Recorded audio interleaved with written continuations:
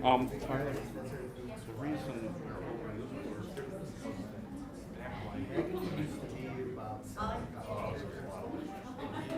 that's why they're having it over here. So because when you're trying to compete with the sun, you don't win.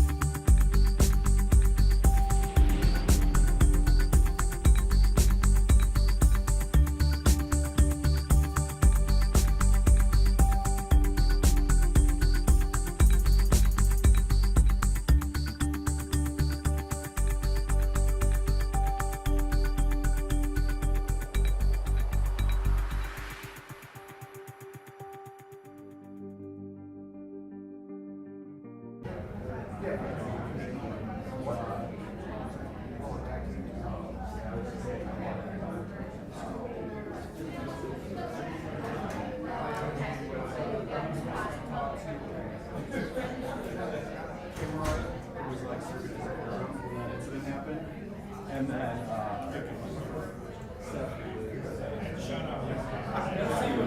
gonna have to turn some of these lights off.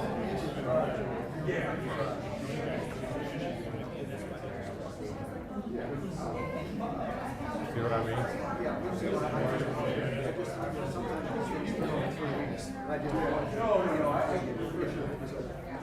That sounds good.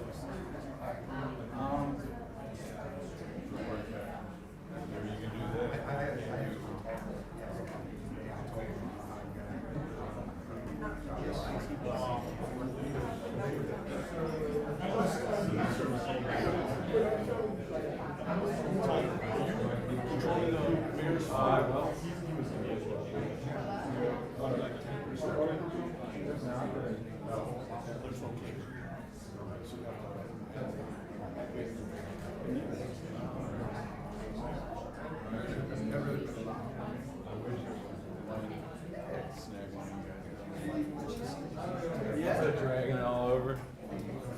We're trying to put this out.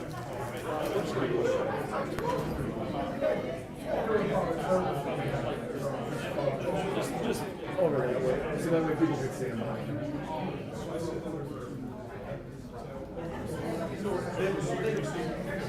Yeah, what's the name? I'm sorry.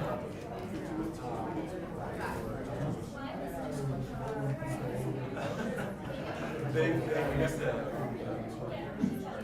Yeah, I saw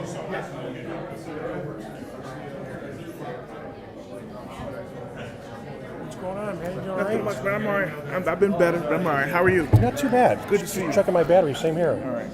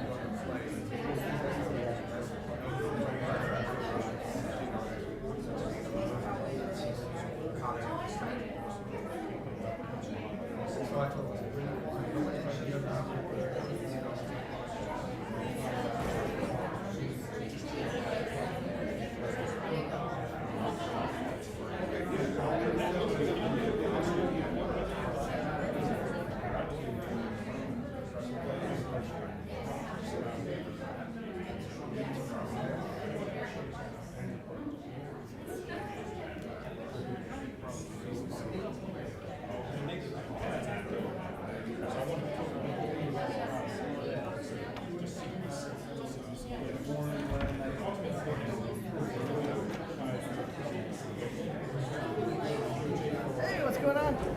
Good, how are you?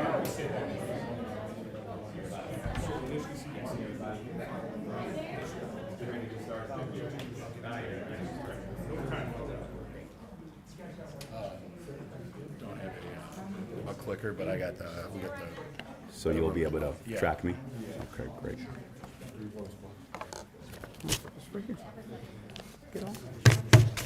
Can I have members of the cabinet join me up front, please?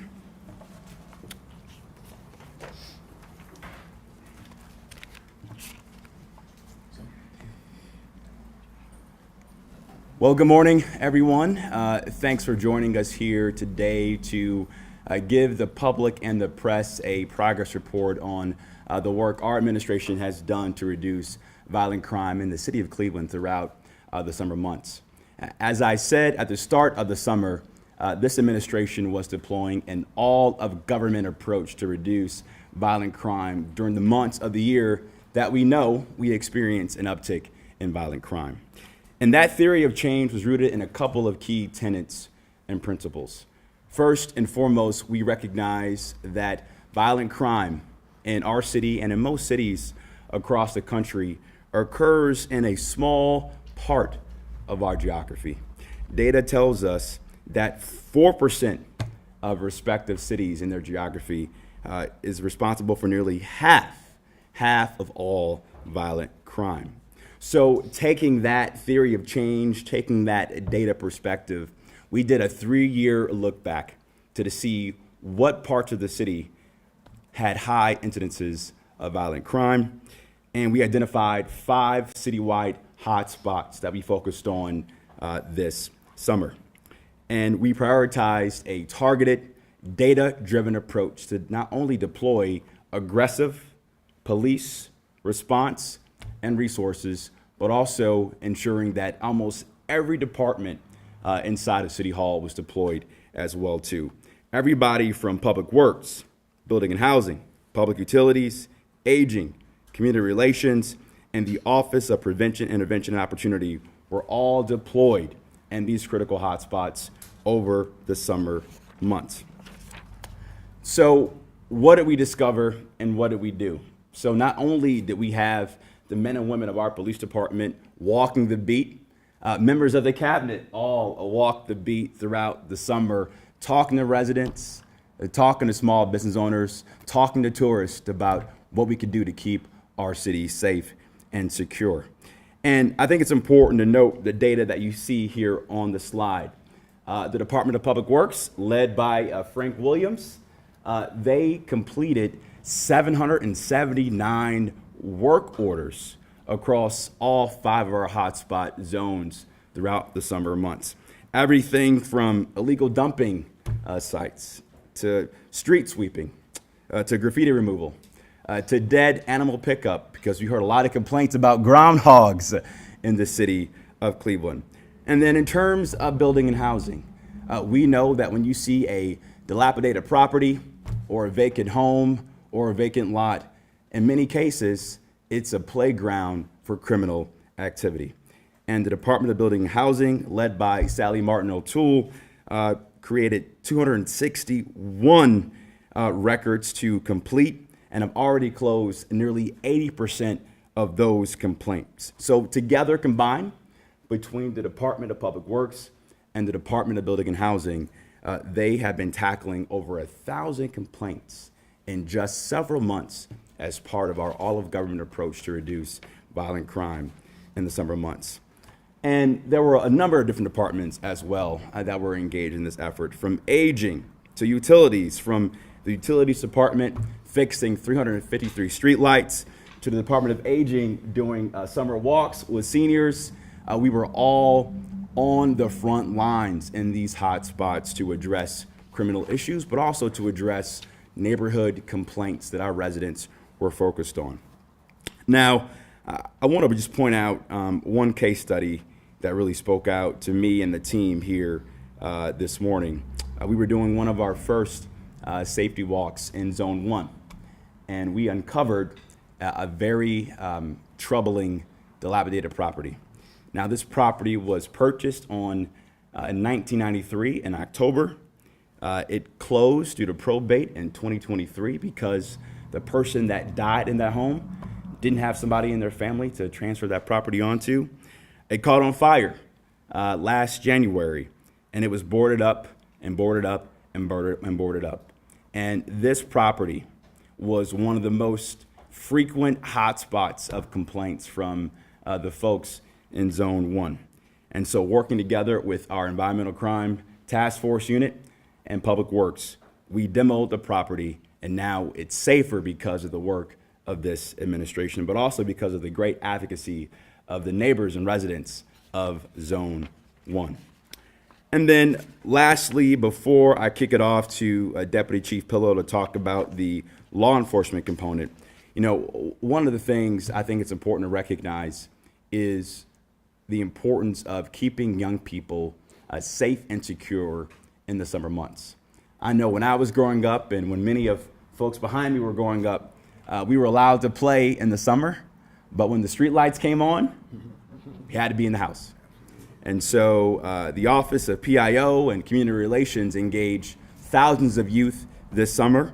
Everything from the $1 million of funding we deployed to grassroots organizations to engage young people, or the work we've done with pastors that were walking the beat in hotspots, to the fact that we employed over 1,200 young people with YLU, and they made over $2 million in wages, putting money in the pockets of youth this summer months. All those things played a role to keep more young people out of the streets during the summer months and not involved in criminal activity. So with that being said, before I kick it off to Deputy Chief Pillow, I want to just say this. We are currently right now in the 3rd District, the place where Jameson Ritter called this home for years as a member of our police department. And not only did we lose Jameson Ritter this summer, we lost many lives as well this summer due to violent crime. Just last night, a young person, a teenager, was murdered. One homicide is too many. And today is not a mission accomplished moment for us as a city, but it's a data-driven, fact-based update on the work this administration, with community organizations and neighbors of Cleveland, what we're doing to do whatever we can to reduce violent crime. As I've often said, reducing violent crime and keeping our city safe and secure is a group project. It's a group project. Government can't do it alone. We have a lot more work to do, but today is a positive milestone in terms of the work we've been doing to reduce violent crime in our fair city. With that being said, I'll kick it off to Deputy Chief Pillow. Deputy Chief. Thank you, Mayor. Good morning, everyone. In May, this administration came to you, me as well, talking to you about our plans for addressing violence throughout the course of the summer. Right now, we have our latest statistics that we are in the process of evaluating to see what worked, what didn't work, and how we can improve on things. But these are some of the statistics from what we termed Operation Heatwave. Operation Heatwave ran from May 1st through August 31st. As you can see, these are some of the statistics. These will be provided to you all by Sergeant Diaz. But this was an effort from the Cleveland Division of Police and several of our law enforcement partners that I mentioned earlier. In particular, I want to thank Ohio State Highway Patrol, who partnered with us not only through the summer, but continue that partnership. In fact, we will be doing another detail with Ohio State Highway Patrol in the very near future, and those will continue over the next couple of months. The Ohio Investigative Unit, a huge asset and partner who has been working with the Division of Police for a number of years. They've really stepped it up and have been assisting us with a lot of complaints dealing with alcohol, guns, and trouble spots throughout the city. The U.S. Marshals, we have created our own entity within the division to work on our wanted individuals with warrants. The Marshals have really assisted us with that, with providing training and allocating resources to our NICE unit, which has really beefed up what we do in terms of seeking out individuals who've been identified as committing crimes and apprehending them. The numbers you see, guns recovered, these are guns recovered from during arrests, during search warrants, at crime scenes. These are not guns just turned in. These are guns that have been recovered during actual investigative activities. The residential search warrants, and I want to clarify, investigative search warrants versus residential search warrants. Residential search warrants means we actually went into a home with probable cause. The investigative search warrants might be cell phone records. It might be DNA. It might be to search a vehicle. But those were all key in obtaining or following up on the residential search warrants. Adult parole. That number you see, that 923, that is a huge number. Some of it resulted in arrests. Some of it resulted in identifying individuals who needed other assistance to stay out of trouble. So it was not all arrest-based, but it really, really was a proactive effort in getting out into the community, showing the community that we care, as well as showing individuals who've been released that we're keeping an eye on them, and if they want to be conducive and fit into society, we're willing to help them, and if not, there was that component to remove them again. The felony arrest, the misdemeanor arrest, and the warrant arrest. I want to jump in front of something. There was a report that we pushed out earlier, and it was a number of 577. I take responsibility for that. I had added these numbers up. We've since broken it down, but total in arrests, over 700 arrests throughout the course of those 3 months.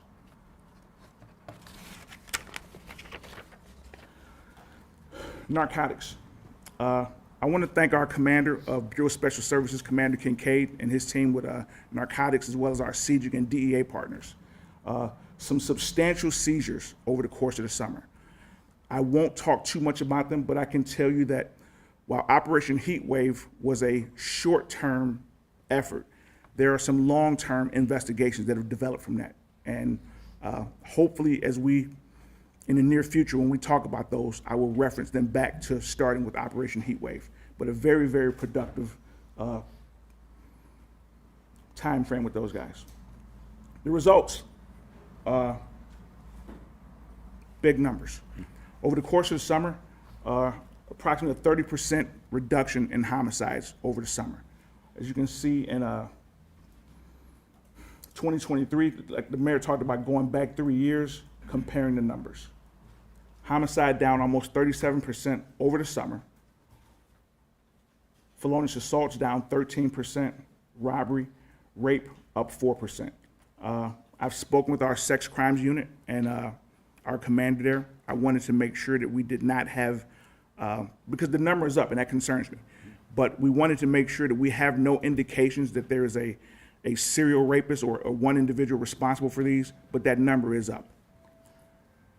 Our total violent crime down 13%. And again, this is a result of the efforts of this operation. Next steps, like with anything, we have to evaluate what we did. We've done it.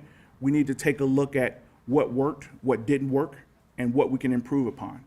I want to thank the district commanders, all 5 district commanders, as well as our traffic commissioner, for thinking outside the box, exploring new options, trying some new things that we're weighing to consider.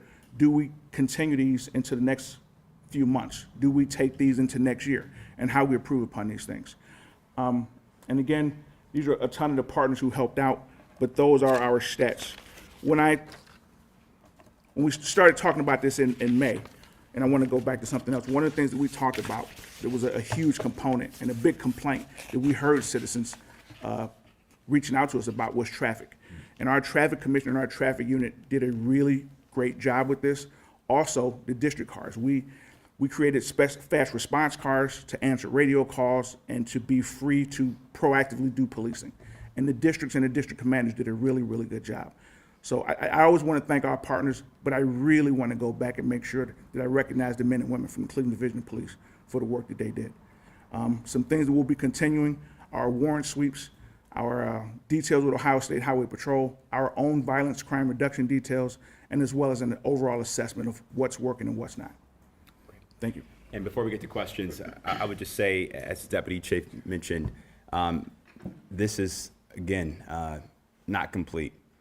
We have a lot more work to do to not only address violent crime and get the numbers down even more, but really address the perception of safety in our city.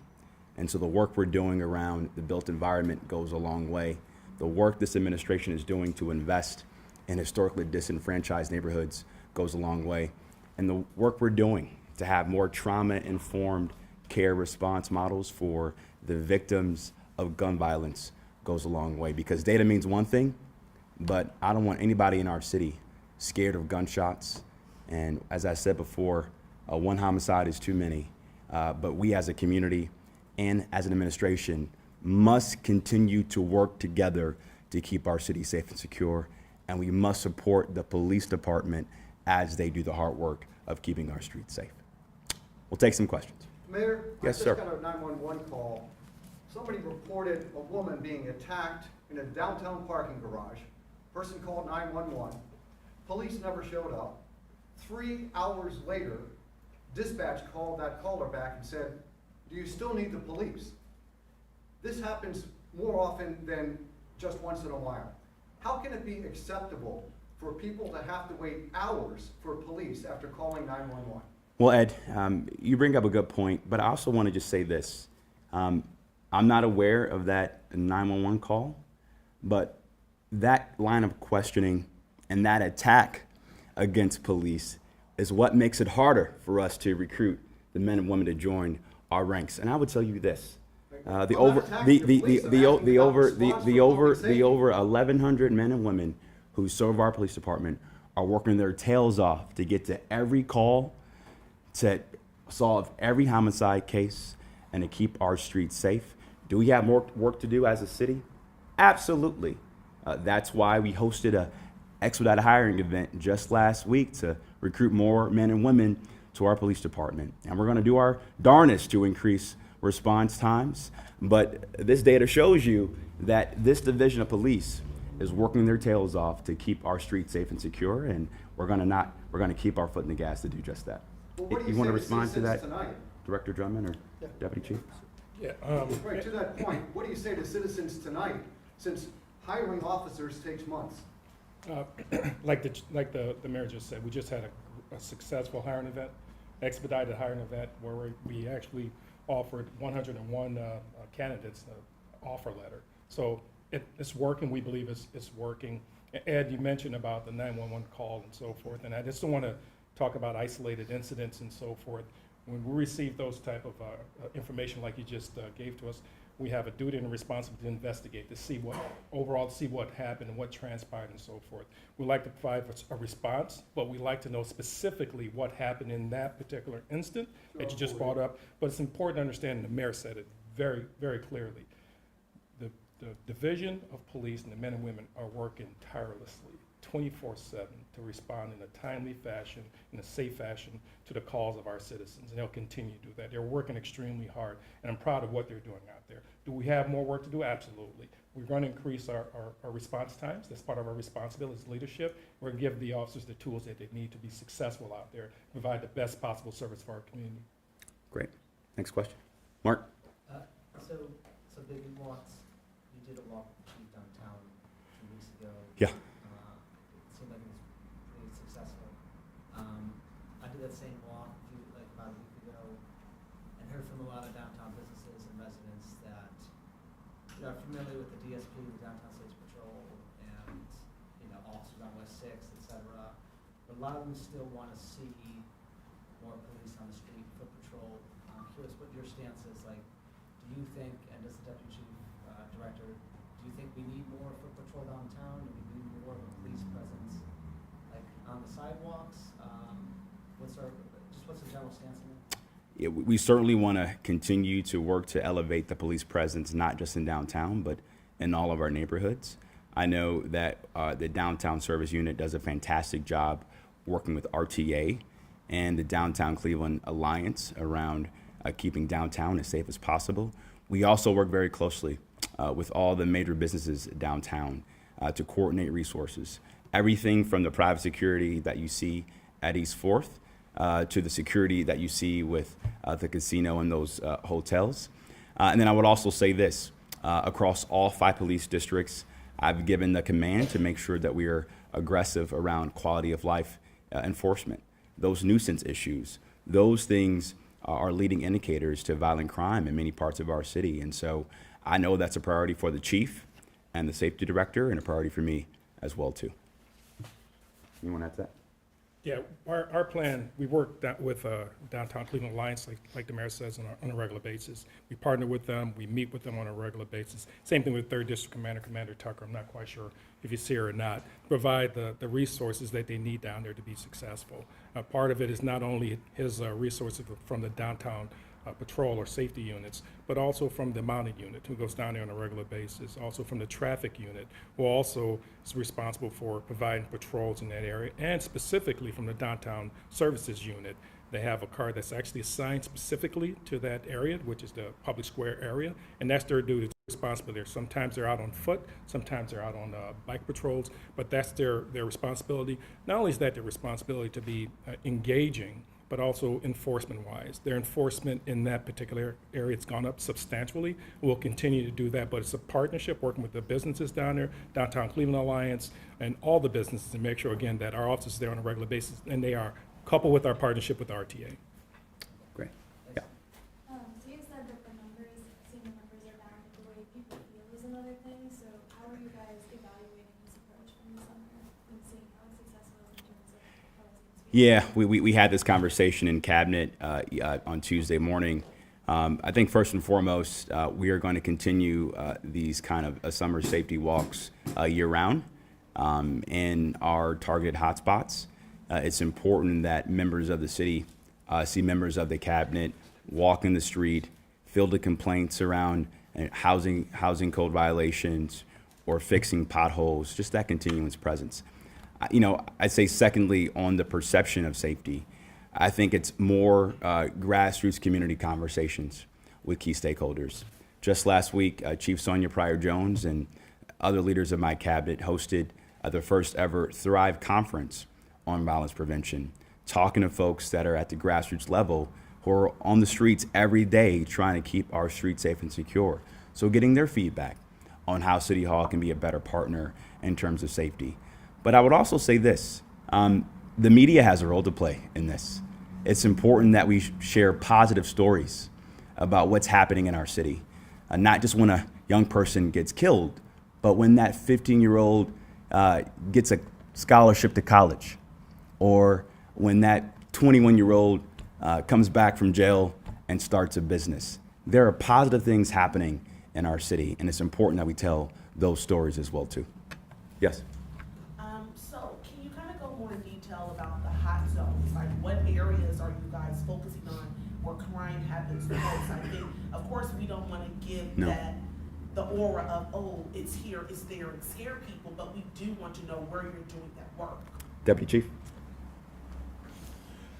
So one of the things we talked about earlier was using a data-driven approach to where we deployed our resources, trying to police smarter.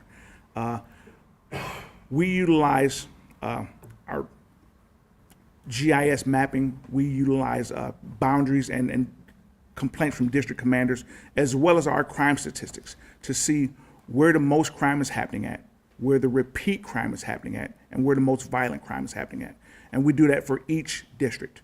We look at more than one area in each district, but again, trying to police smarter, we deploy those resources, and we try to do it in an instance where it's happening at a certain time.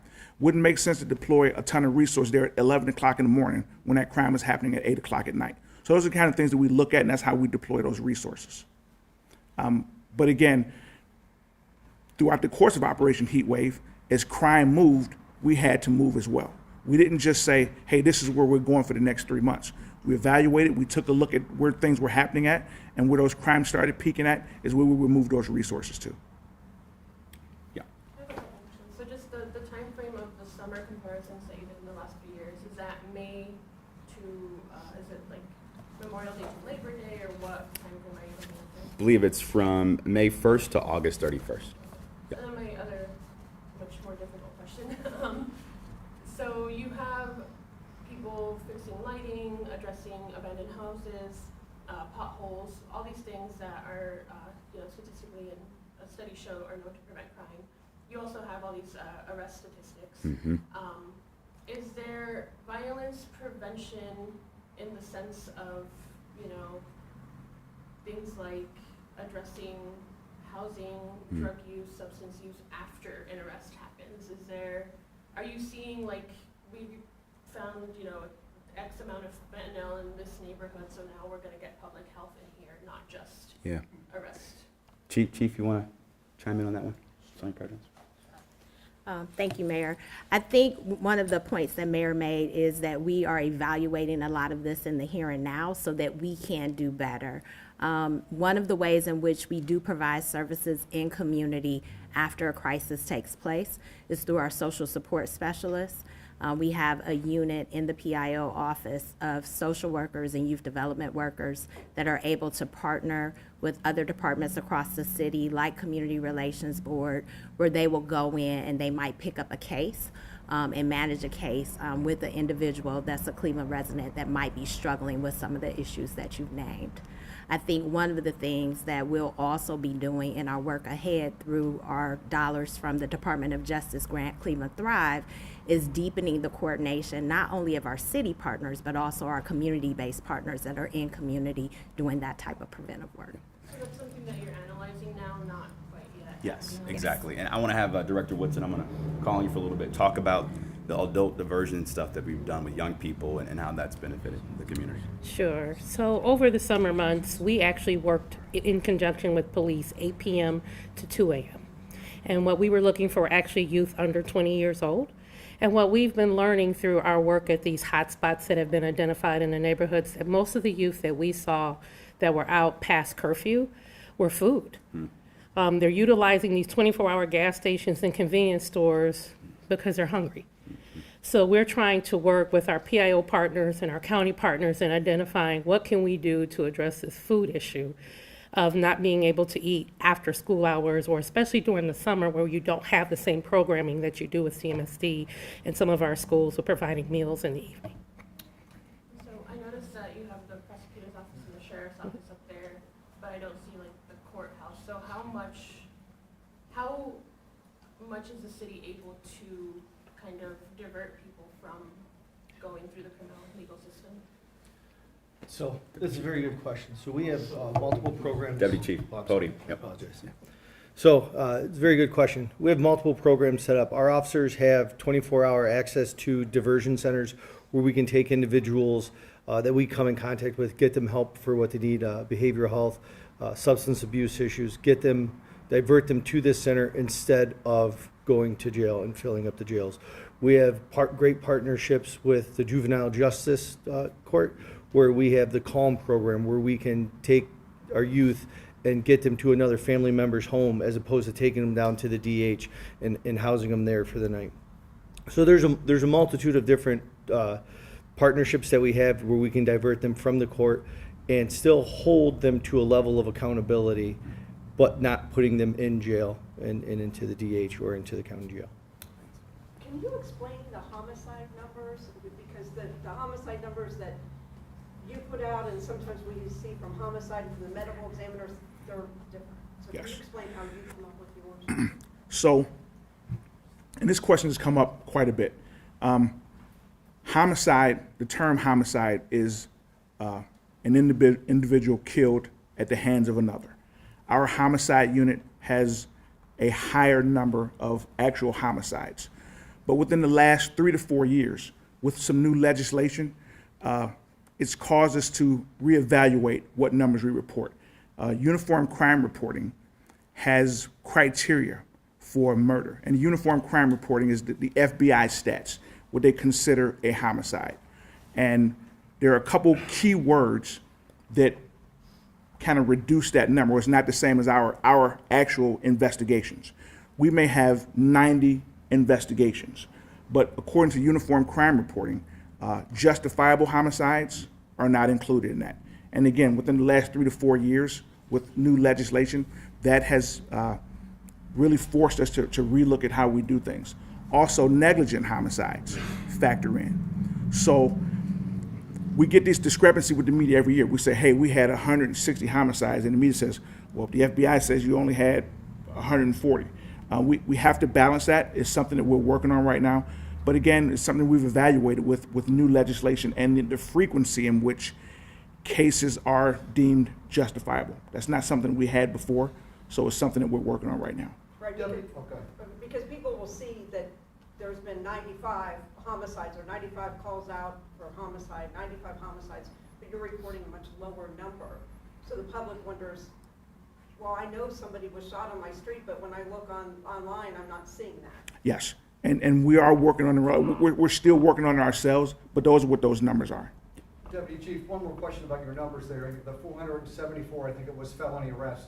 Of the felony arrests, how many of those people were not charged? I don't have that breakdown yet. I can look into that and get to it for you. And the reason I bring that up is because when you guys have put out stats before, it always cases, but the true number of the people taken off the street is lower. And Well, it was actually significantly lower at mid-May, Well, or mid-June, January, I July, don't think, sorry. I don't think the numbers are lower, Ed. Well, I Sorry? know the numbers are not lower. The arrests are the arrest. If we say we arrested 100 or 400 people, we arrested 400 people, we took 400 people off the street. Now, they have due process, they have to go through the process of courts and so forth, and our detectives still have to do their investigation and so forth, still have to take information to the prosecutor's office. The prosecutor's office have to look at the information and make a final determination whether or not they're gonna charge these individuals. So it's still a process, but when we say we arrested 400 people, we arrested 400 people. I just wanna make sure we're clear with that. Yep. We're aware there might be a curfew happening in Public Square. Midnight is what we've heard. Just wondering how that will be enforced, and then who does that kind of target and why, just so we still have a vibrant city life in that area? We're not targeting anyone, but I understand your question and so forth. The ordinance that we're talking about has been in existence. We're just going to make sure that we enforce the ordinance.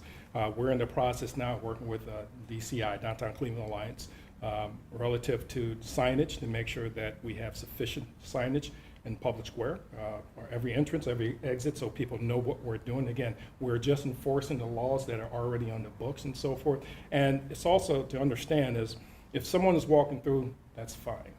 Also, as we start the enforcement process, we're going to warn. We want to make sure we give people ample opportunity to know that we are enforcing the current laws that are on the books. So it is going to be enforced. We're going to warn people, and then we're going to actually start citing individuals who are in violation of our ordinance that's currently on the books. Do you know when that might begin? We want to make sure, again, that we have the signage up. That's extremely important, that we socialize it to the general public, what we're doing, and the changes that we're enforcing. And that's part of our downtown safety patrols, have them out there, the officers, the uniform officers and so forth, will be enforcing that statute. All right, last question. Shootings. Neighbors have said shootings are through the roof. The murder rate might be down, or homicides. Do you track shootings? Yes. And what is what not constitutional? What are your parameters for shootings? Are they up or down? Because They're down. neighbors Overall, our felonious assaults are shootings. Our felonious assaults are down, which is felonious assaults could include shooting, stabbing. Someone get hit by a baseball bat, that's considered a felonious assault. Overall, we have our non-fatal shootings and we have our fatal shootings. And overall, our felonious assaults and shootings are down. Those numbers are down as well. Do you track shootings where a person Oh. not? Yeah, last question. Chinatown, and Yeah. they have a huge tree, but compared for the the curing, we are small things, but the huge tree, no lights. So many streets, and the tree is over 100, maybe you can consider for the Chinatown. Great. Talk to Marty Keene. He'll make sure you get some lights on that street. Thanks, everybody. We appreciate it. Thank you.